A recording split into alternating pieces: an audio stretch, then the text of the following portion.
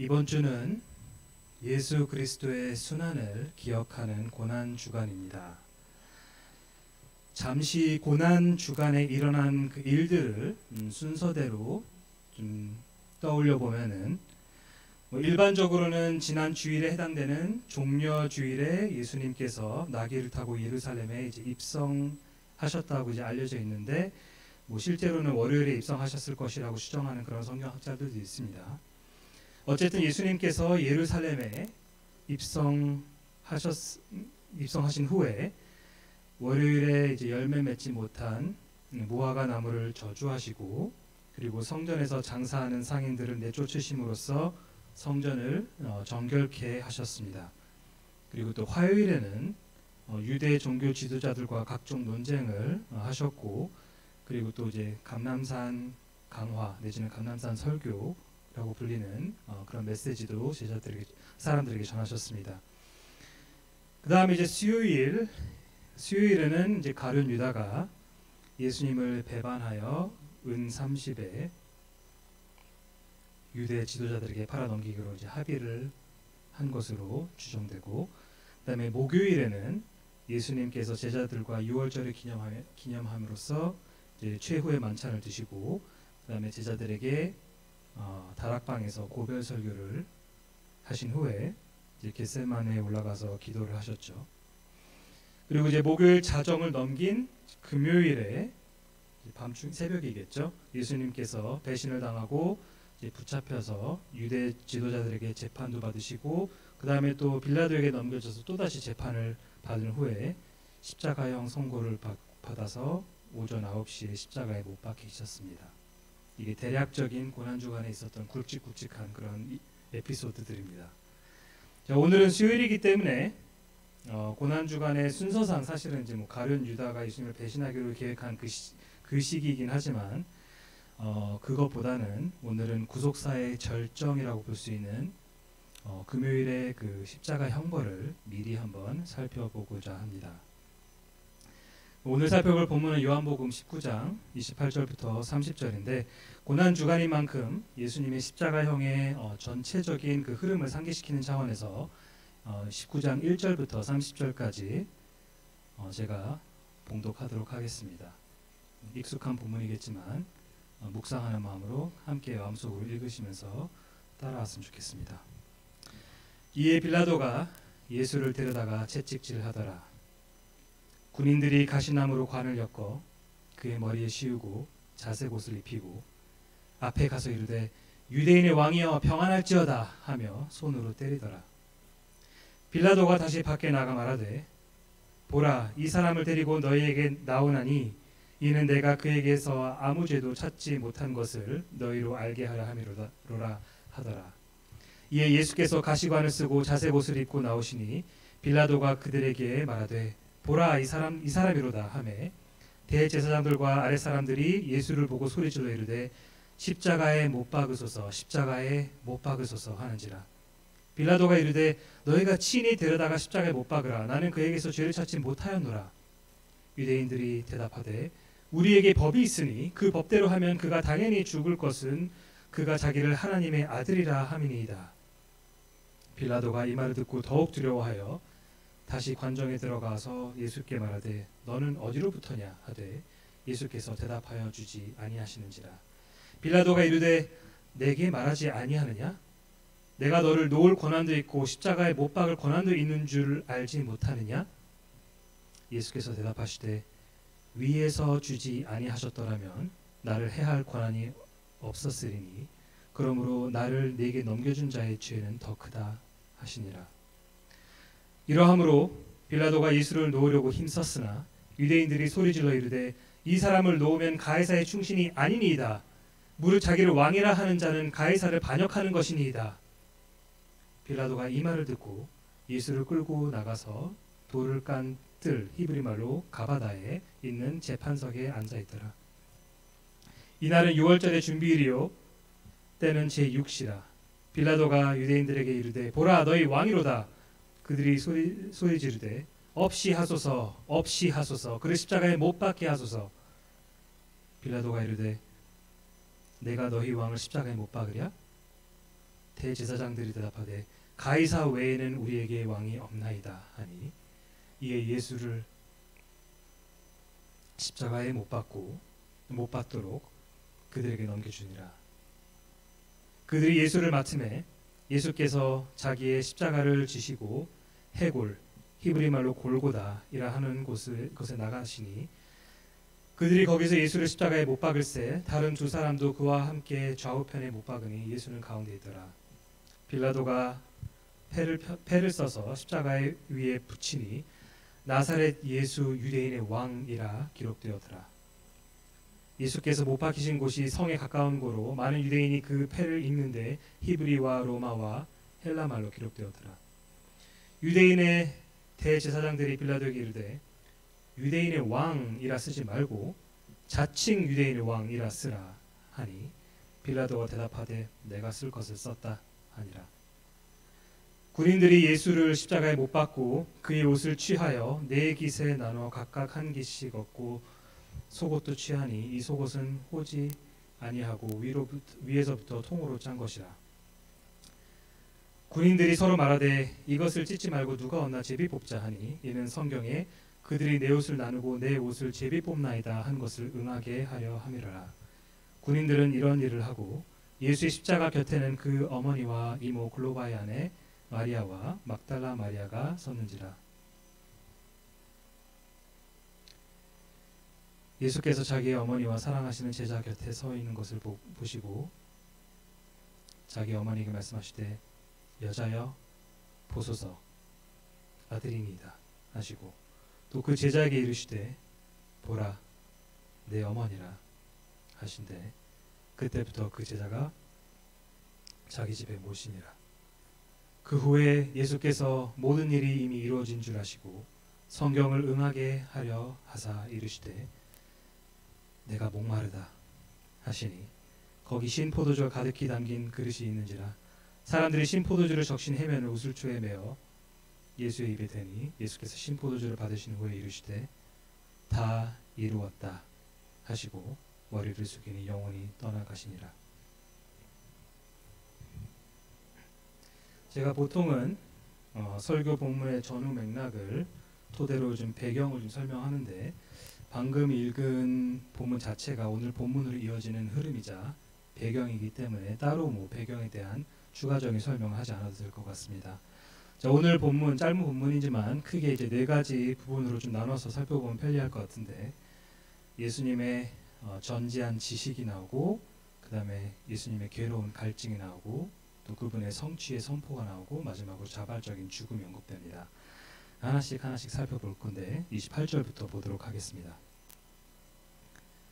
자, 그 후에 예수께서 모든 일이 이미 이루어진 줄 아시고 자, 그 후에라는 말은 바로 앞에 26절, 27절에서 어머니 마리아를 이제 요한에게 의탁한 후를 의미합니다. 바로 앞에 있는 내용 그 이후에라는 뜻이니까 예수님께서 그렇게 말씀하셨는데 이제 앞에서 말씀하셨는데 이제 그 이후에 오늘 본문이 이루어지고 요한복음에서 이제 예수께서 사랑하시는 제자라는 표현으로 언급되는 사람이 바로 저자인 사도 요한 본인입니다. 그래서 요한복음에서는 예수님께서 마리아를 요한에게 의탁하고 그 후에 28절부터 30절의 내용이 바로 이어져서 나오기 때문에 마치 시간이 얼마 지나지 않은 것 같아 보일 수 있겠지만 다른 복음서들의 증언을 이제 같이 참고해서 종합해 보면은 오늘 본문에서 그 후에라는 표현이 꼭 어머니를 요한에게 맡긴 직후에라는 뜻이 아니라 아마도 몇 시간 후에 28절부터 30절 본문의 내용이 일어난 것으로 추정할 수 있습니다. 자, 이 이유를 좀 살펴볼 건데 왜냐하면 우리가 고난주간이고 예수 그리스도의 십자가에 지금 집중하고 있기 때문에 가급적이면 조금 더 선명하게 조금 더 상세하게 이 상황을 좀 살펴보기로 합니다. 자, 사복음서가 기록하고 있는 예수님의 십자가 고난 사건을 이제 읽어보면은 예수님께서 십자가에 달리신 후에 하신 말씀이 일곱 가지가 있는데 이것을 우리는 가상칠언이라고도 말합니다. 가상칠언, 십자가 위에서 7가지 말씀들을 하셨다 이런 뜻인데 자, 첫 번째는 누가복음 23장 34절에서 예수님께서는 자신의 십자가에 못 박은 그 로마 군인들을 위해 기도하십니다. 이게 첫 번째입니다. 아버지, 저들을 사하여 주옵소서. 자기들이 하는 것을 알지 못함이니이다. 십자가에 못 박히자마자 하신 가장 첫 말씀이 바로 이겁니다. 그 다음에 두 번째는 예수님 양측에 십자가에 못 박힌 두 강도가 있었죠. 그중 한 명이 이제 처음에는 사실은 이제 둘 다 처음에는 막 비방하고 욕하고 그랬었는데, 근데 나중에 그중 한 명이 예수님을 비방하다가 이제 회심하게 되어서 주님께 예수여, 당신의 나라에 임하실 때 나를 기억하소서 이렇게 말하자 누가복음 23장 43절을 보면은 주님께서 그에게 내가 진실로 내게 이르노니 오늘 내가 나와 함께 낙원에 있으리라 이렇게 약속하십니다. 자, 그리고 이제 세 번째가 바로 아까 요한복음 19장 26, 27절에서 어머니 마리아와 요한에게 각각 주님께서 이제 여자여 보소서 아들이니이다. 그리고 또 보라 내 어머니라 이렇게 하고 말씀하신 부분이 이제 세 번째 말씀입니다.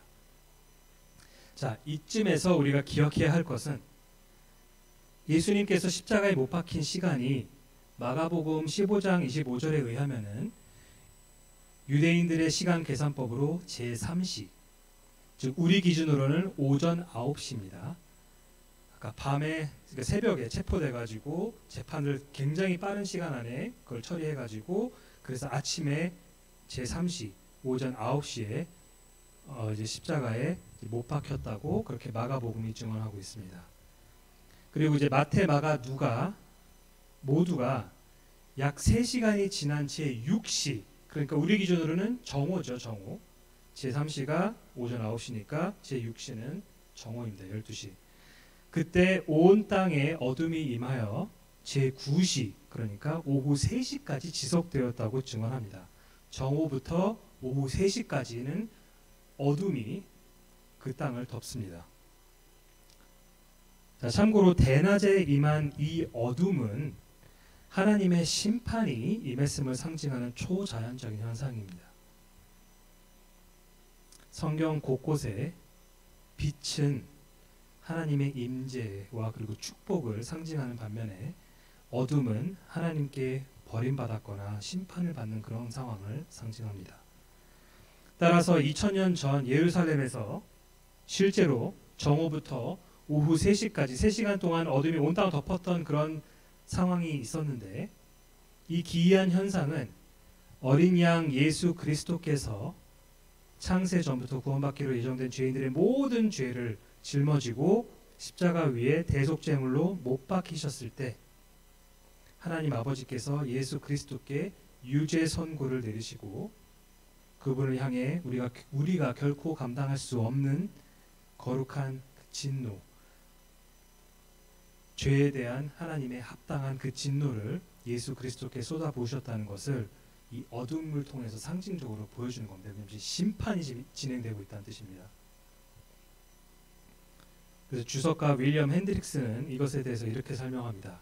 어둠은 심판, 즉 우리의 죄에 대한 하나님의 심판, 곧 예수님의 심장을 향해 불타고 있는 하나님의 진노를 의미했고, 예수님은 우리의 대속자로서 가장 극심한 고통과 형언할 수 없는 비통과 끔찍한 단절과 버려짐을 겪으셨다. 그날 지옥이 갈보리에 임했고 구원자께서는 지옥에 들어가 우리를 대신하여 그 참혹함을 짊어지셨다. 이렇게 얘기합니다. 여기서 지옥이라는 건 실제로 지옥에 들어갔다는 뜻이 아니라 여기서는 그 십자가 사건 자체가 하나님의 진노가 임하는 것이기 때문에 그것을 지옥이라는 상징적인 표현으로 주석가가 얘기한 겁니다. 자, 그리고 마태와 마가에 의하면은 제9시쯤에, 즉 하나님의 진노의 심판을 상징하는 어둠이 온 땅을 덮었던 그 3시간의 그 끝자락에 오후 3시에 가까이 됐을 때쯤에 예수님께서 네 번째로 입을 여십니다. 엘리 엘리 라마 사박다니, 나의 하나님 어찌하여 나를 버리셨나이까.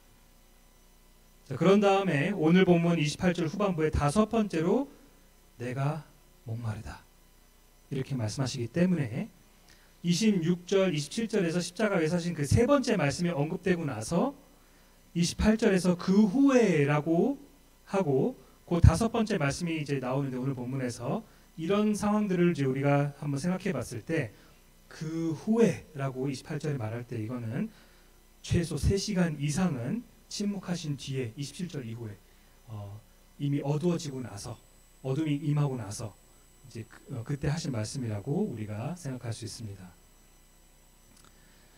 자, 이미 하나님의 진노의 심판을 온전히 받으신 예수님께서는 모든 일이 이미 이루어진 줄 아셨다, 이렇게 말씀하고 계십니다. 이렇게 표현이 나옵니다. 여기서 우리는 예수님의 그 전지한 지식을 엿볼 수가 있습니다. 예수님께서는 모든 것을 알고 있는 지식을 갖고 계셨다. 그분께서는 참 사람으로 오셨지만 단지 참 사람이실 뿐만 아니라 참 하나님이시기 때문에 참 하나님의 고유한 속성인 전지함을 갖고 계십니다. 그리고 이 속성은 항상 갖고 계십니다. 종종 예수님께서 이제 뭐 복음서 특정 상황에서 뭘 잘 모르신다 뭐 이런 말씀을 하실 때 자칫 우리가 예수님께서도 이제 성육신으로 오셨을 때 뭔가 지식 일부를 잃으셨다, 뭐 이게 뭐가 접근이 불가하게 됐다 이렇게 이제 생각할 수가 있는데, 근데 그렇게 이제 이해하기보다는 예수님께서는 사람이시자 하나님이시기 때문에 신성과 인성 갖고 계시기 때문에 하나님으로서는 언제나 전지하심을 누리고 계셨지만 동시에 사람으로서는 유한한 지식을 갖고 계셨기 때문에 예수님께서 어떨 때는 모른다라고 말하실 수가 있다는 겁니다. 왜냐하면 사람의 측면에서는 그렇다는 거죠. 이게 예수님처럼 신인으로 존재하신 분이 성경에는 또 등장하지 않기 때문에 이것의 그 신비를 다 이해하기는 어렵지만은 예수님께서는 항상 전지하시지만 하지만 동시에 사람으로서는 전지하지 않다라는 그 두 가지가 그분 안에서 한 위격 안에서 공존한다는 사실을 우리는 그걸 받아들일 수 있어야 됩니다. 마치 하나님께서는 죽을 수 없는 분이시지만 예수님은 십자가에서 죽으신 것처럼.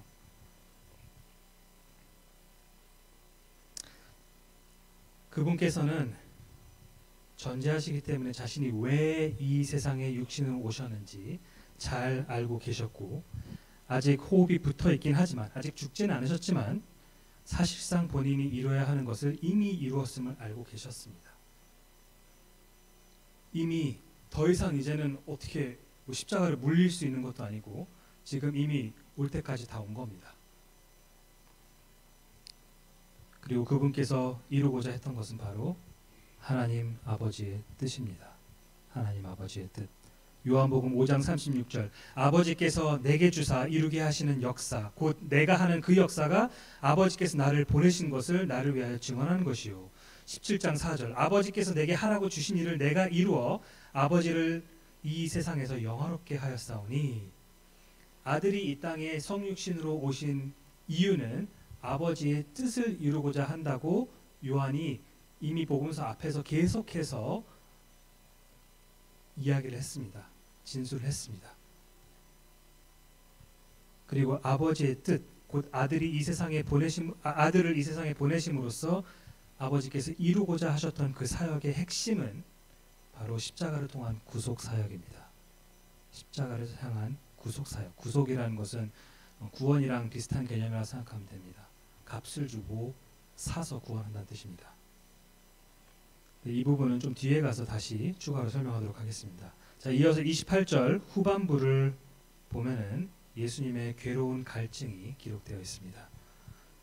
성경을 응하게 하려 하사 이르시되 내가 목마르다 하시니. 자, 신약 성경을 보면은 구약 성경의 특정 말씀을 이룬다고 할 때 이제 원어로는 보통 플레러오라는 동사를 씁니다. 플레러오라는 뜻은 뭐냐면은 충족시키다, 실현시키다, 성취하다 이런 의미의 단어입니다. 개역개정에서는 보통 구약 성경을 성취하다라고 할 때 그걸 이제 응하다라고 이렇게 번역을 하긴 하죠.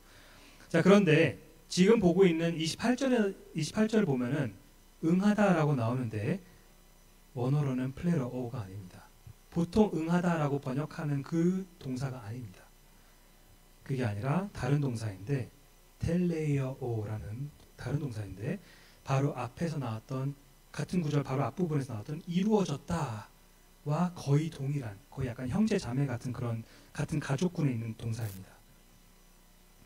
따라서 물론 여기서도 구약 성경이 이루어진 것을 지금 요한이 의미하고 있기 때문에 응하다라고 번역한 것이 틀렸다는 얘기는 아니지만 여기서 일반적으로 응하다라고 번역되는 헬라어 동사가 쓰인 것이 아니라 이루다, 뭔가를 성취하다라고 번역하는 것이 더 적절한 다른 헬라어 동사가 쓰였다는 겁니다.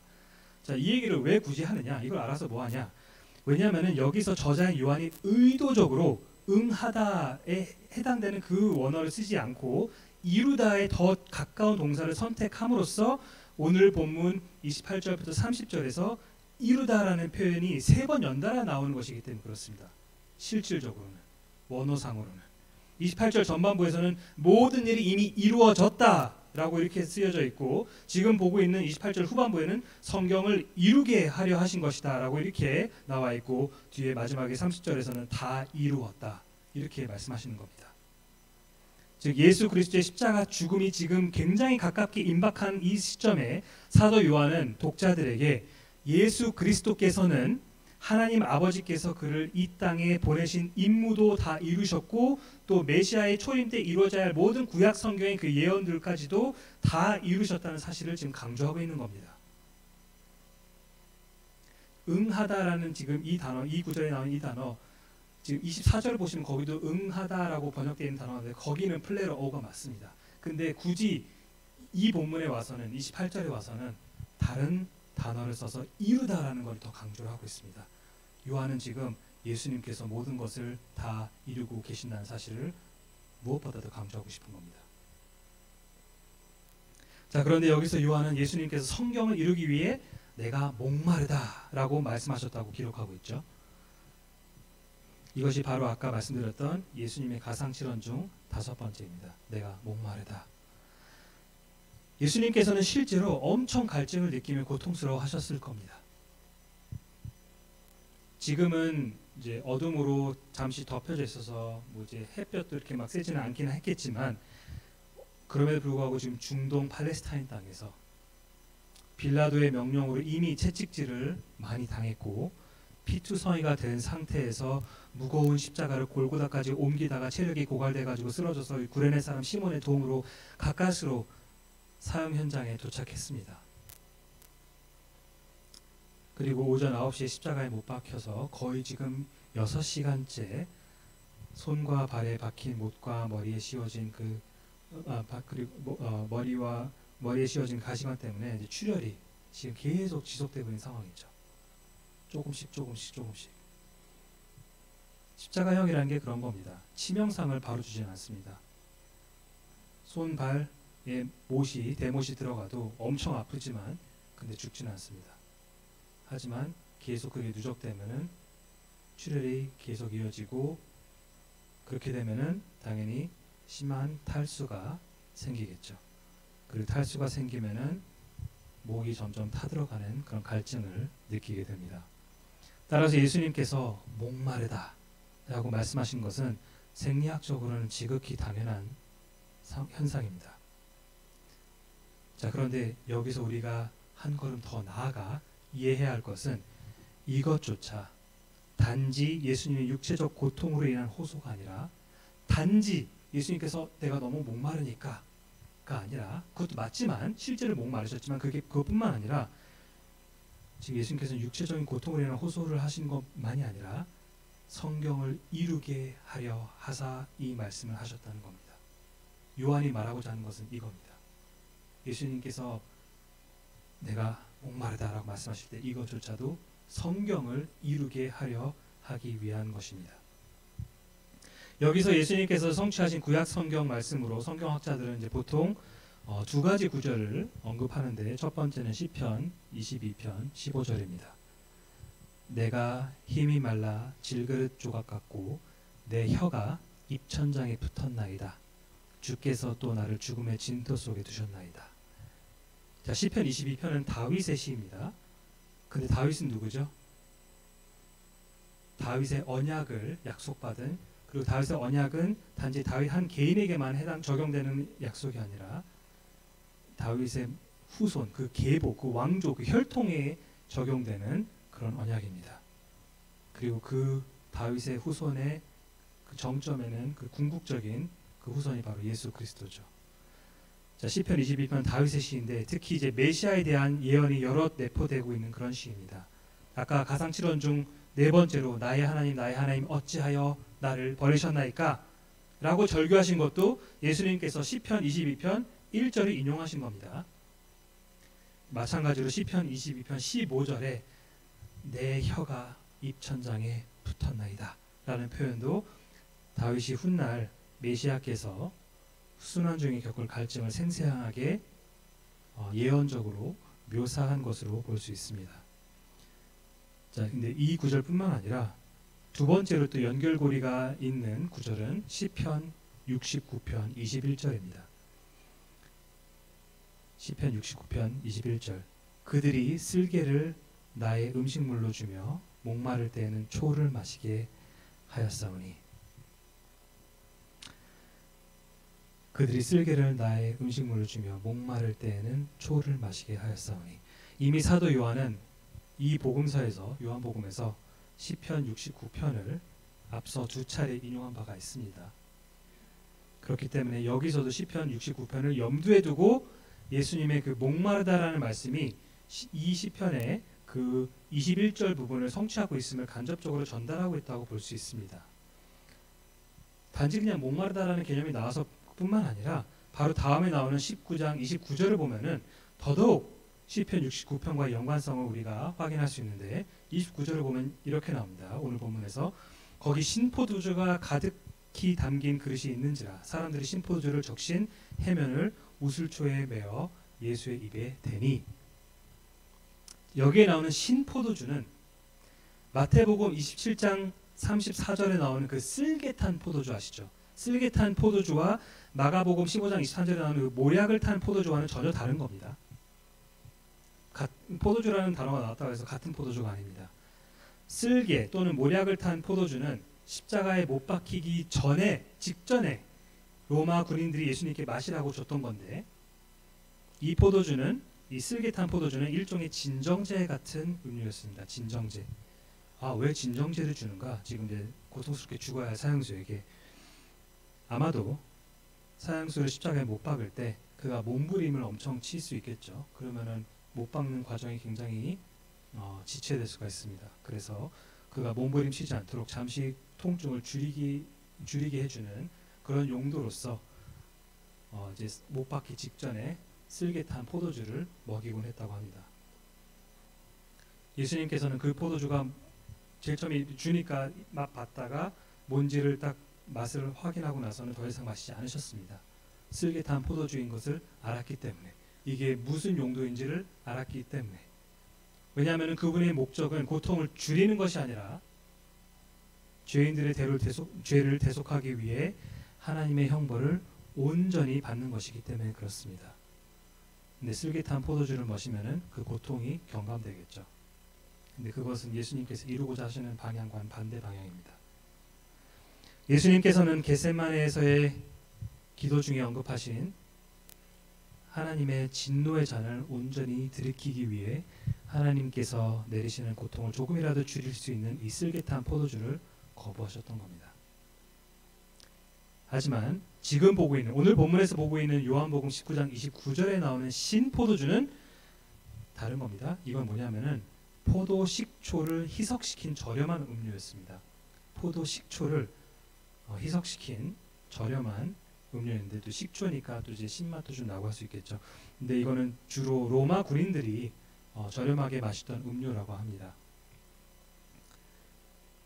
진정 효과로 인해서 감각을 둔하게 만드는 쓸개탄 포도주와는 달리 이 신포도주를 마시면 오히려 감각이 더 살아나고 깨어나고 생명을 연장시키는 효과가 있는데 지금 십자가에 달린 사형수의 입장에서는 그만큼 고통이 더 길어지는 거죠. 아까 시편 69편 21절 거기서 시편 기자가 내가 목마를 때에는 초를 마시게 하였다라고 이렇게 나와 있었는데 많은 성경학자들이 여기서 말하는 그 이 초는 식초거든요. 식초가 예수님께서 마신 포도식초, 즉 신포도주를 예언한 것이라고 그렇게 생각합니다. 예수님께서는 아마도 자신이 이제 목마르다라고 이렇게 말을 하면은 로마 군인들이 자신의 고통을 악의적으로 더 연장시키기 위해 왜냐하면 십자가형 자체가 원래는 빠르게 죽이는 게 목적이 아닙니다. 원래는 길게 죽이는 게 목적입니다. 고통스럽게. 그렇기 때문에 자기가 목마르다라고 하면은 그러면 신포도주 먹고 더 생명을 연장시키고 더 고통스럽게 통증을 느끼도록 그렇게 하기 위해서 신포도주를 이제 마시게 할 것이라고 예상하시고 이로써 의도적으로 시편 69편 21절을 이루신 것 같습니다. 실제로 예수님께서 내가 목마르다 이렇게 말씀하시자 본문을 보면 이 사람들은 아마도 이제 로마 군인들이었을 겁니다. 왜냐하면 로마 군인들이 마시던 음료니까 신포도주를 적신 해면을 우슬초에 메어 예수의 입에 댔다 이렇게 나옵니다. 여기서 이제 우슬초라는 단어가 나와서 이제 좀 사실은 원래 좀 흥미로운 건데 이제 출애굽기 12장에서 이스라엘이 애굽에게 임한 10가지 재앙 중에서 이제 마지막 재앙, 그 장자를 치는 그 재앙만 남겨둔 상태에서 하나님께서 유월절에 대해서 가르쳐 주십니다. 그리고 어떻게 이걸 기념해야 되는지 그 지시를 주십니다. 모세를 통해서. 그래서 유월절을 실제로 마지막 재앙을 앞두고 기념하게 되는데 출애굽기 12장 22절을 보면은 어린 양의 피를 어디다 바른다고 우리가 알고 있죠? 문 인방과 문설주에 그렇게 바르는데 그때 우슬초에 피를 적셔서 피를 뿌리라고 모세가 그렇게 지시를 합니다. 요한복음 19장에 기록되어 있는 이 십자가 사건 전체가 사실 요한복음 전체에 계속해서 유월절이 굉장히 중요한 절기로 강조됩니다. 특히 19장에서도 유월절을 기념하여 초반부터 나오는데 19장에 기록되어 있는 십자가 사건 자체가 유월절 때 일어난 일이고 또 예수 그리스도께서 궁극적인 유월절 어린 양이라는 점을 우리가 고려했을 때 사도 요한이 우슬초라는 단어를 사용함으로써 출애굽 사건을 연상시킨 것은 우연이 아니라 의도적으로 그렇게 한 것으로 보는 것이 더 자연스럽습니다. 무슨 의도죠? 지금 요한은 십자가에 달린 예수 그리스도와 유월절 어린 양을 지금 연결시키고 있는 겁니다. 이제 30절을 보겠습니다.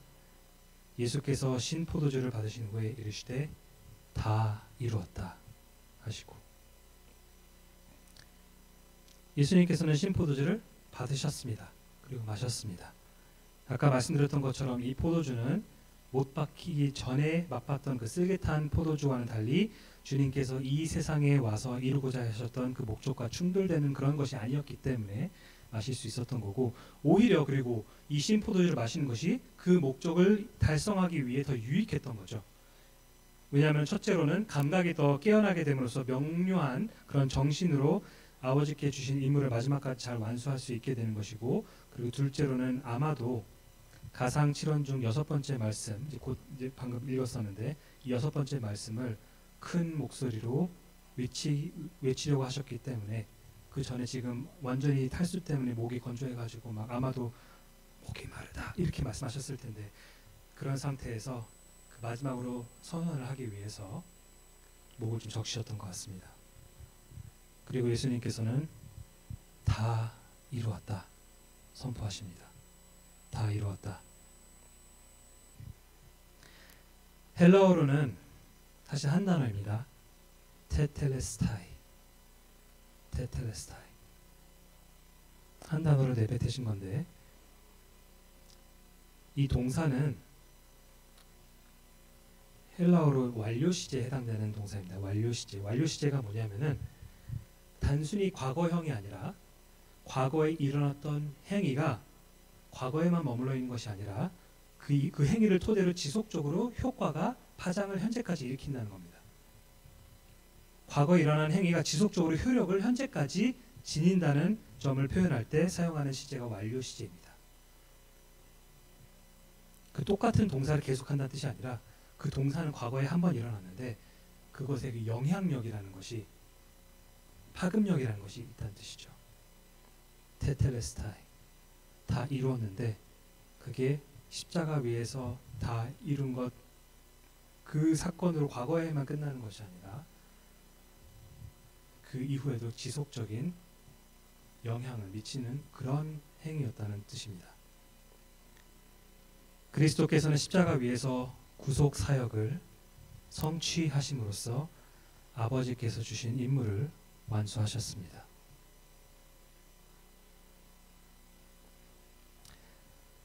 한 신약 성경 학자는 이렇게 설명합니다.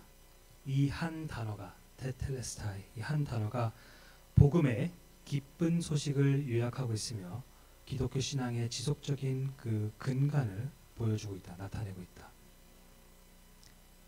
예수님께서 십자가 위에서 다 이루었다라고 선포하실 수 있으셨기 때문에 복음이라는 게 존재할 수 있는 겁니다. 그분께서 다 이루지 못하셨으면 복음은 없습니다. 또 19세기 영국 설교자 J.C. 라일은 이렇게 말합니다. 베들레헴에서 태어나신 날로부터 33년 후에 그분께서는 죄인들을 구원함과 동시에 하나님의 공의를 충족시키기 위해 모든 것을 이루셨고 모든 값을 지불하셨고 모든 것을 행하셨으며 모든 고난을 당하셨다. 그분께서 십자가 위에서 다 이루셨습니다. 완전히 이루셨습니다. 그래서 히브리서 9장 11절 12절에서는 이렇게 히브리서 기자가 말합니다. 그리스도께서는 장래 좋은 일의 대제사장으로 오사 손으로 짓지 아니한 것 곧 이 창조에 속하지 아니한 더 크고 온전한 장막으로 말미암아 염소와 송아지의 피로 하지 아니하고 오직 자기의 피로 영원한 속죄를 이루사 단번에 성소에 들어가셨느니라. 단번에, 두 번에, 세 번에, 반복적으로 아니죠. 단번에. 요한복음 19장 30절에서 다 이루셨다라고 선포하셨을 때에는 단번에 그분께서 이루기 위해 이 땅에 오셨던 그 목적을 깔끔하게 완전하게 남은 것 없이 완수하셨다는 뜻입니다. 베드로도 그래서 이렇게 고백합니다. 베드로전서 3장 18절 그리스도께서도 단번에 죄를 위하여 죽으사 의인으로서 불의한 자를 대신하셨으니 이는 우리를 하나님 앞으로 인도하려 하심이라. 육체로는 죽임을 당하시고 영으로는 살리심을 받으셨으니.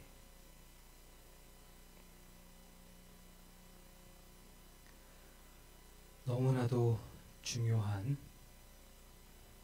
예수 그리스도의 구속 사역에 대한 이해입니다. 예전에 한번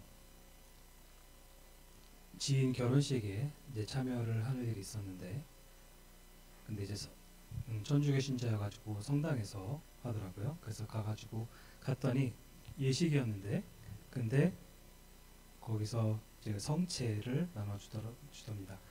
성체라는 것은 우리가 하는 성찬식의 이제 카톨릭 버전인데, 겉으로 보면은 굉장히 비슷해 보입니다. 겉으로 보면 굉장히 비슷해, 뭐 떡 있고 잔 있고 뭐 그리스도의 피, 그리스도의 살. 그래서 뭐 사실상 똑같은 거 아닌가? 뭔가 혹시 성당에 가게 될 일이 있으면 거기에 참여해도 되는 건 아닌가? 안 됩니다. 여러분, 혹시라도 저처럼 결혼식장이나 아니면 어떤 다른 일로 인해서 성당에 가실 일이 있다면은 거기서 그때 만약에 미사에서 뭐 성체 같은 거를 할 때 그때 그것을 교회에서 성찬식 때 하는 것과 똑같은 거라고 생각해서 참여하시면은 안 됩니다. 왜 안 되냐면은 그 이면에 있는 이해가 너무나도 다르기 때문에 그렇습니다. 로마 가톨릭 교회에서 성체 성사를 진행할 때에는 예수 그리스도께서 2000년 전에 십자가 위에서 흘리신 피와 그분의 그 대속적인 죽음이 다 이루어지지 않았다는 전제하에서 하는 겁니다. 가톨릭에서 성체 성사를 할 때에는 거기서는 신부가 사제가 이걸 축복하고 기도를 이렇게 하면서 시작하는데, 그때 그 순간에 실제로 마태에서 산 그 떡과 그리고 포도주가 실제로 예수 그리스도의 몸, 진짜로 물리적인 예수님의 세포덩어리 그리고 예수님의 실제 피로 신비하게 변화가 되어가지고 그것을 우리가 먹는다고 그렇게 가르칩니다. 다시 말하면 예수 그리스도의 실질적인 죽음이 그 자리에서 재현되고 있는 겁니다. 다시 말하면 예수 그리스도의 그 제사를 다시 지내는 겁니다. 예수 그리스도를 제물로 다시 바치는 그런 원리가 이면에 깔려 있는 겁니다. 성찬식은 우리는 그렇게 하지 않습니다.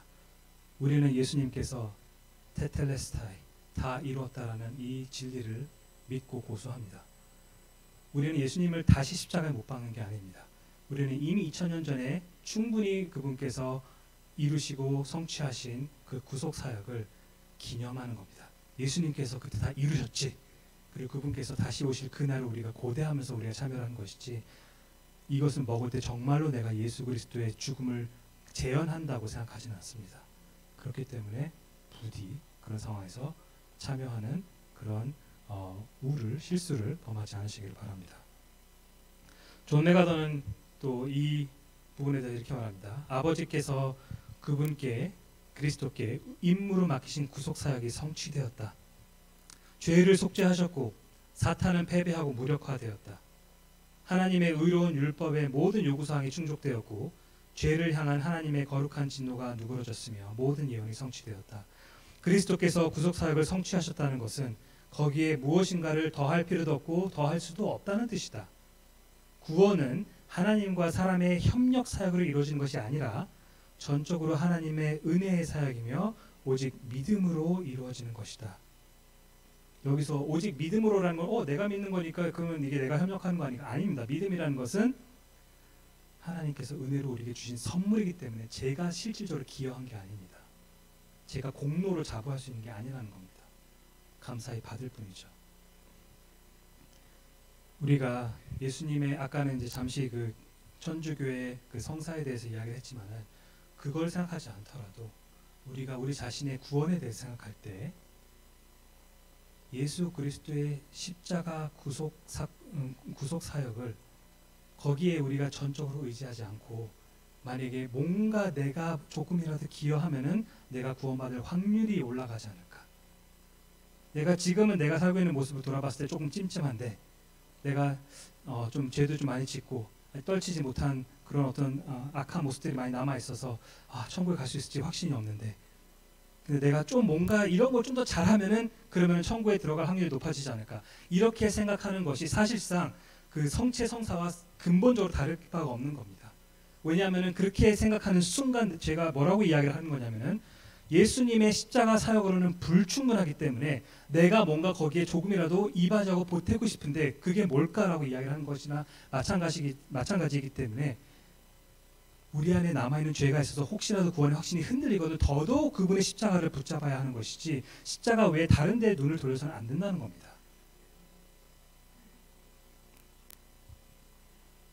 마지막으로 예수님의 자발적인 죽음이 30절 후반부에 나옵니다. 머리를 숙이니 영원히 떠나가시니라. 머리를 숙인다는 것은 이해하기 어렵지 않죠. 십자가 위에서 버티다가 죽을 때 나오는 자세죠. 결국에는 고개를 떨구십니다. 그 다음에 이제 영혼이 떠나가시니라 이렇게 나와 있는데, 여기 영혼을 이제 종종 성령이라고 이렇게 해석하는 학자들도 가끔 있는데, 근데 그렇게 보기는 좀 많이 어렵고, 그것보다는 예수님께서 보유하신 영혼을 의미하는 겁니다.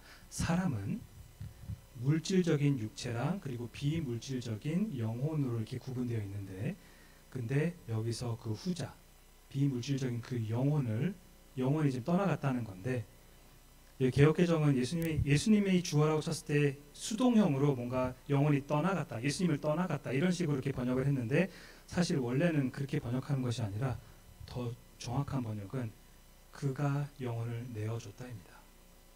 영혼이 그에게서 떠나간 것이 아니라 그리스도께서 영혼을 내어줬다는 겁니다. 그게 그거 아닌가? 조금 다르죠. 왜냐하면 수동형으로 되면 뭔가 그분께서 결국엔 버티다가 더 이상 못 버티겠어 하고 영혼이 자기를 빠져나갔다는 그런 식으로 들릴 수가 있는데, 그게 아니라 예수님께서 능동적으로 영혼을 보냈다고요. 자기 인간의 육신을 그러니까 스스로가 죽음의 순간을 이 순간으로 선택했다는 겁니다. 이건 굉장히 중요한 겁니다. 왜냐하면 이것은 그분의 죽음이 비자발적인 뭔가 내가 어쩔 수 없이 죽은 그런 상황이 아니라 자발적인 죽음. 물론 십자가의 길을 스스로가 그 길을 가고 선택한 것도 다 자발적인 선택들이었지만은, 마지막 순간에서 숨을 거두는 그 순간까지도 예수님께서는 전적으로 주권적으로 자기가 언제 어떻게 죽으실지를 통제하고 있었다는 뜻입니다.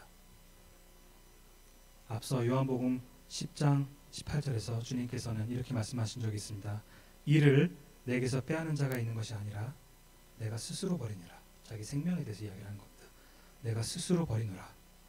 나는 버릴 권세도 있고 다시 얻을 권세도 있으니 이 계명은 내 아버지에게서 받았노라.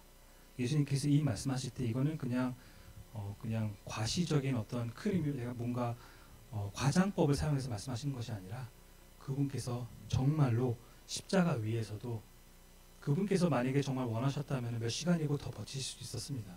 근데 그렇지 않으시고 그분께서 제 구시에 스스로 영혼을 내어드린 겁니다.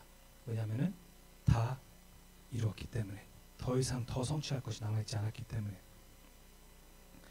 우리가 고난주간 예수 그리스도의 이 십자가 죽음을 기억하고 묵상할 때 이것이 우리에게 얼마나 근본적으로 중요한 사건인지를 과소평가하지 않았으면 좋겠습니다. 교회에서 십자가 예수 그리스도 우리가 때로는 굉장히 자주 반복하게 될 때 그 자주 반복되기 때문에 그 무게감이 떨어지는 그런 경우들도 있는데, 근데 예수 그리스도의 십자가 복음에 대해서는 결코 그래서는 안 됩니다. 들으면 들을수록 우리가 더욱더 이 십자가를 사랑하고 더욱더 십자가를 의지하고 더욱더 예수 그리스도의 십자가를 찬양하고 그런 마음이 더 커져야 되는 것이지, 익숙해지니까 그냥 당연한 거고 대수롭지 않은 것으로 그렇게 전락돼서는 안 됩니다. 그래서 J.C. 라일이 이에 대해 이렇게 말하는 것으로 설교를 마무리하려고 하는데, 무엇보다도 우리가 결코 잊어서는 안 되는 것은 우리가 그리스도의 죽음에 대해 성경을 읽을 때 그분께서 우리의 죄를 위해 대속자로서 죽으셨다는 사실이다. 그분의 죽음이 우리의 생명이다. 그분께서는 우리를 살리기 위해 죽으셨다. 그리스도를 믿는 우리는 죄인임에도 불구하고 영원히 살게 될 것인데, 그리스도께서 우리를 위해, 즉 죄 없는 이가 죄 있는 이들을 위해 죽으셨기 때문이다. 우리가 예수 그리스도의 이 십자가 은혜를 입은 자가 맞다면, 그러면은 고난주간에 우리가 예수님을 더욱더 묵상하고 그분께 더욱더 감사하고 그 이 모든 구속 사역을 계획하시고 십자가 위에서 성취하시고 또 성령께서 각자에게 영생을 주시는 그 구속의 적용을 토대로 우리에게 새 생명을 주신 그 하나님의 삼위 하나님의 그 은혜를 기억하고 우리가 그분께 더욱더 영광을 돌려 마땅하지 않나 생각합니다. 우리 찬양으로 하나님께 영광 드리도록 하겠습니다.